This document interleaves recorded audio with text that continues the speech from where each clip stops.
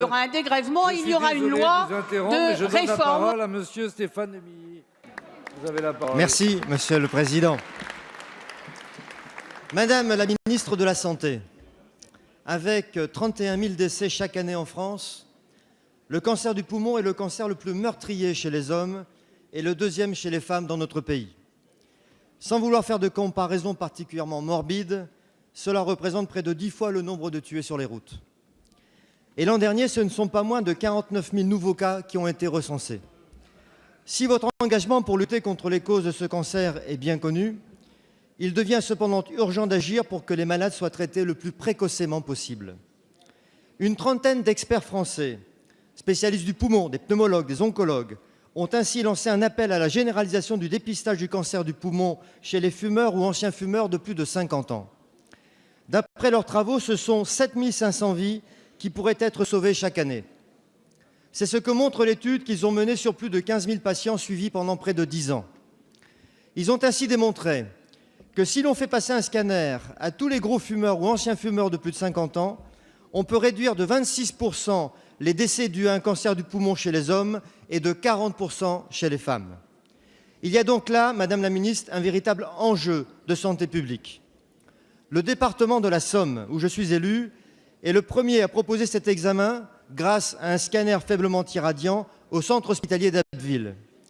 Les médecins y associent parallèlement, bien entendu, une sensibilisation à l'arrêt du tabac.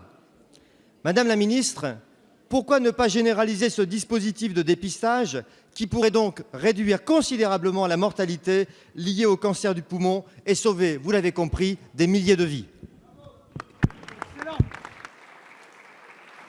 Merci, monsieur le député. La parole est à madame Agnès Buzyn, ministre de la Santé et des Solidarités.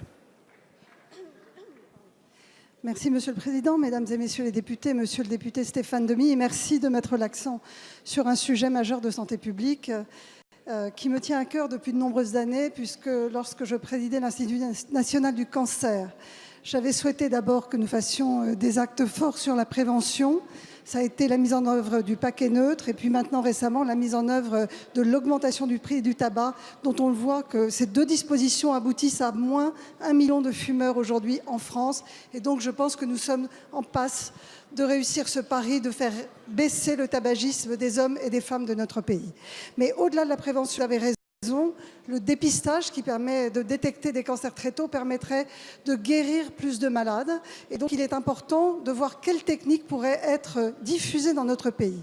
La Haute Autorité de Santé avait émis un avis négatif sur un dépistage généralisé par scanner faiblement dosé en 2016, car il y avait énormément de faux positifs qui aboutissaient à beaucoup de gestes inutiles, et ce scanner devait être répété tous les ans et induisait des très fortes doses de rayonnement ionisant, induisant eux-mêmes des cancers chez les gens qui étaient soumis au dépistage.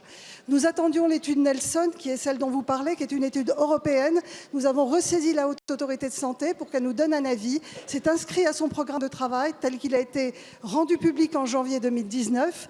La Haute Autorité de Santé devrait nous donner un avis sur l'opportunité de généraliser ce dépistage et nous donner toutes les conditions de mise en œuvre de ce dépistage pour les conditions de sécurité et de qualité que nous devons à tous nos concitoyens. Le travail est en route, monsieur le député. Je vous remercie. Merci, madame la ministre. La parole